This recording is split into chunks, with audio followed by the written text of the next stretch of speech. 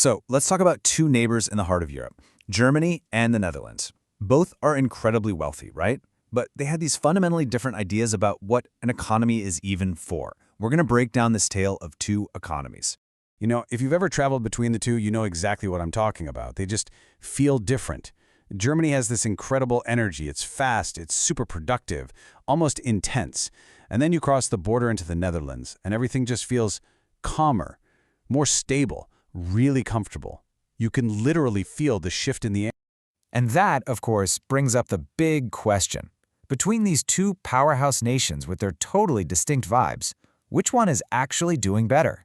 Is it the engine of growth, or is it the haven of comfort? Okay, before we dive in, let's get one thing straight. This isn't about politics, and it's definitely not about which culture is somehow better. Nope, this is about something way more fundamental: economic design. See, every single economy makes choices, whether consciously or not, about what it wants to be best at. So, let's start with Germany. The best way to think about Germany's model is as a massive growth engine. It's all about building and sustaining momentum. So, what's the fuel for this engine? Well, Germany's economy is deliberately built around four absolute pillars: heavy industry, a gigantic export market, truly world-class manufacturing, and just this relentless drive for global competitiveness. That's what they prioritize above all else. And what this does is it creates this incredibly powerful self-reinforcing cycle. Germany makes amazing stuff, they sell it to the entire world, they take the profits and pour it right back into their industries, and then they scale up to do it all over again, but bigger. It's this non-stop loop of growth. And this is where you really see the results of that design choice. On one hand, the strengths are just undeniable: massive economic output, totally dominant exports, and insanely high productivity. But that focus creates its own set of strains. You see immense pressure on workers, major congestion in the cities, and of course, the rising cost of living that always comes with a supercharged economy. Really, it all boils down to this. Germany's greatest strength is its incredible speed. But its greatest weakness is the constant strain that speed puts on absolutely everything else.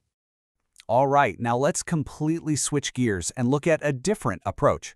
If Germany is that growth engine, then the Netherlands is running on what we could call the comfort blueprint. It is designed for a totally different goal. And what's so fascinating here is just how different their list of priorities is.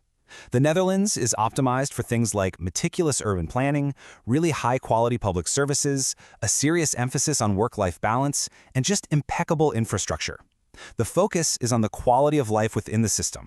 The whole philosophy is just different. The Dutch economy basically accepts slower growth as a trade-off for making sure that progress is more even, more stable, and spread out across the population. The goal isn't to be the fastest, it's to be the most durable. And again, you can see the results of that choice. The strengths: a remarkably high quality of life, really strong social stability, and genuinely less day-to-day economic anxiety for people. But the strains are there too. You get lower long-term growth potential, way less industrial dominance on the world stage, and a bigger reliance on everything else in the world staying stable. So, for the Netherlands, its core strength is this profound stability. Its weakness? It just can't operate at the same mind-boggling scale as a growth-first economy like Germany. So, what have we seen? Two very different models, each with its own clear set of outcomes. And this all brings us to the central idea of this whole explainer, what I'm calling the inevitable trade-off. Let's call it the continental trade-off. It's this simple but incredibly powerful idea that, well, you can't have it all. An economy just cannot be designed to maximize both blistering high-speed growth and deeply rooted social comfort at the exact same time. You have to pick a lane. You have to prioritize one over the other. Here's the simplest way to think about it.